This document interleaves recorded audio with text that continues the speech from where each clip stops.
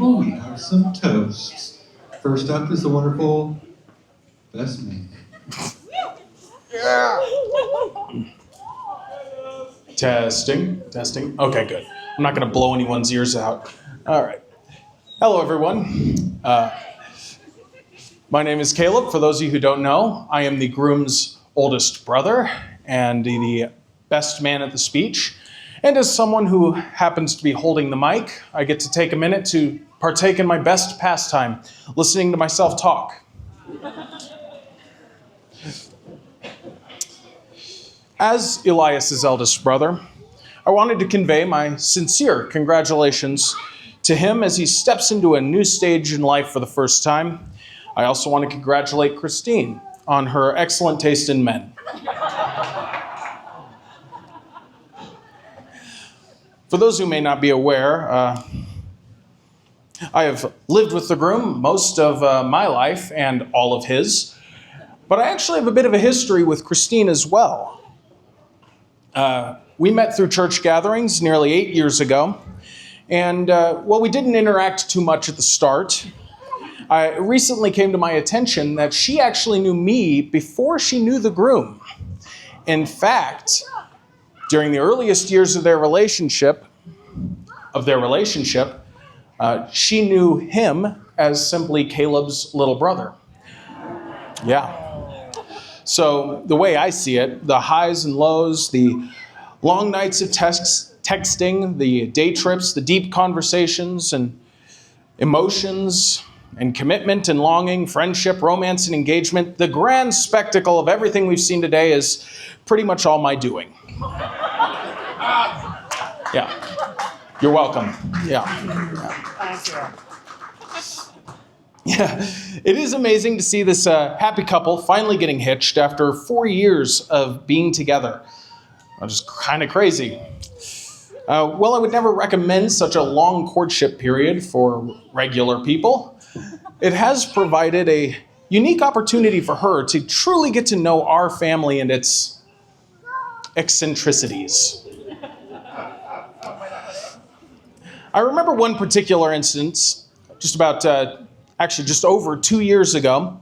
Elias and I were sharing the back seats of our van on our semi-annual Christmas trip.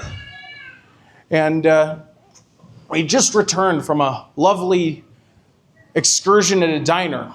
And Elias realizes he no longer had his phone in his pocket. Oh, he knows what story this is.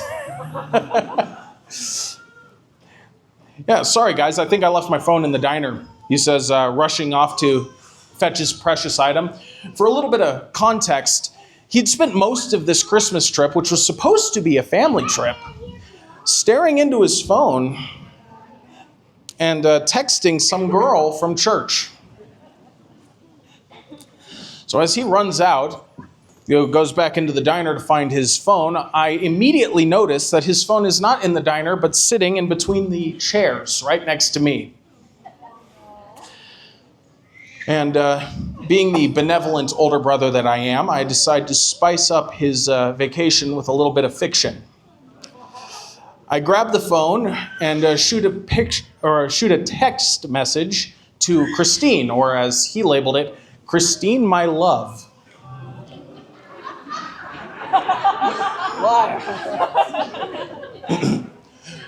Urgent need. Send feet pics now.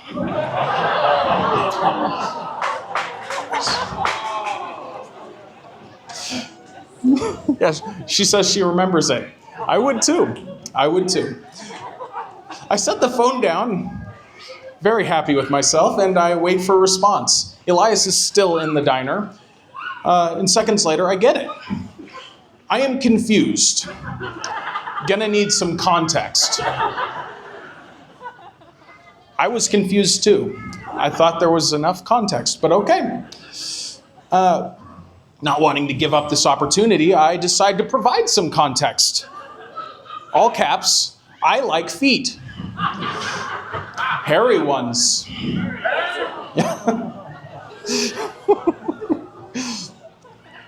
I get another response almost immediately.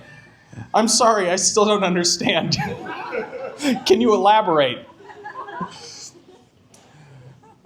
I'm sitting there staring at Elias's phone in confusion, and Elias runs back into the car. He's at a panic at this point. He can't find his phone.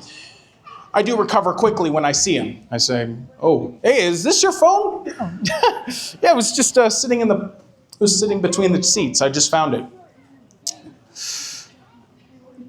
I hand over the phone, and for about a minute, we all go on our merry way, as though nothing had happened, until Elias opens his phone. "All right, who's telling Christine I like feet?" Miraculously, my brothers didn't rat on me. So he went on for a while, not knowing who sent those pictures. Or, not pictures. There were no pictures sent, I assure you.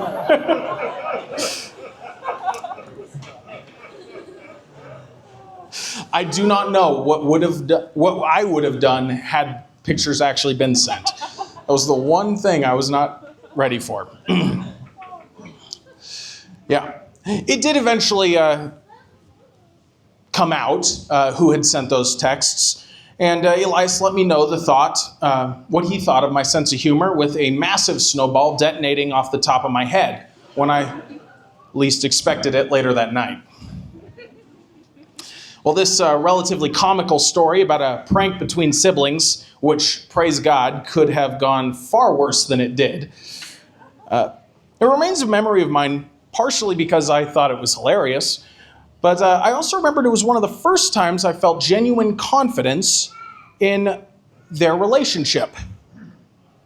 Obviously, I was trying to get some rise out of Christine, and through my outlandish demands, perhaps create a pause in their constant texting. But I ended up getting something very different from her. A polite request for more information and a desire to understand rather than jump to conclusions. I pushed her toward confusion, and she responded with a selfless curiosity. What kind of world would it be if every significant other and spouse reacted to communication flaws or errors in this same way? How much marital strife and unnecessary fighting would be easily avoided with a simple request? "I don't understand, can you elaborate?" How much better would things be if, rather than jumping to conclusions about what someone else is thinking, people request more context? Despite my mischievous intentions that evening, I stumbled across a few heartwarming truths about these two in the process. One, Christine was, even as a young high schooler, far more mature than the average stock of her age. The fact that she was willing to talk through things she disliked or didn't understand, rather than make assumptions about what, or in this case, who, was communicating with her, says a considerable amount about the quality of her own character. The second thing I noticed was Elias, even as a freshman in college, was also considerably more mature than most who shared his age. After all, the nature of my meddling that night probably warranted more than a snowball to the scalp, even if that snowball was huge. And the last thing was, the relationship was almost certainly going to work out. I was actually so confident in this that after that trip, I began referring to Christine Little Sis.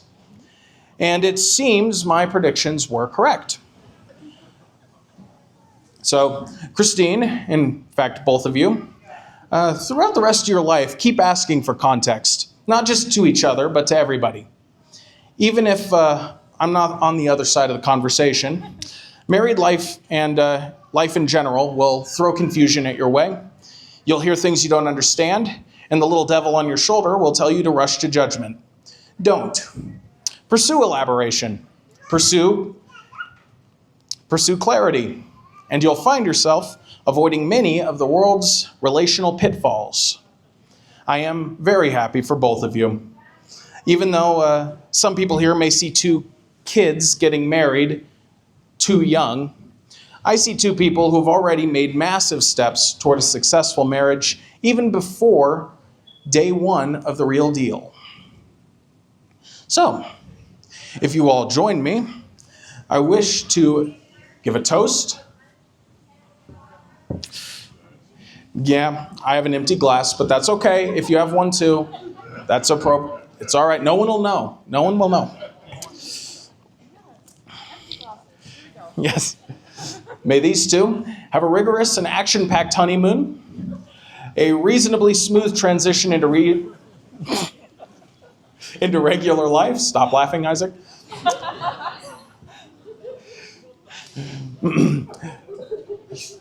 May they be good to each other, and when the time comes, good to their children. It is said in Ecclesiastes, there's a time for everything under the sun. May the newlyweds share a strong work ethic when needed, and the wisdom to know when to kick back, relax, take the work boots off, and enjoy the fruit of their labor. Just be careful, Christine, where you take your shoes off.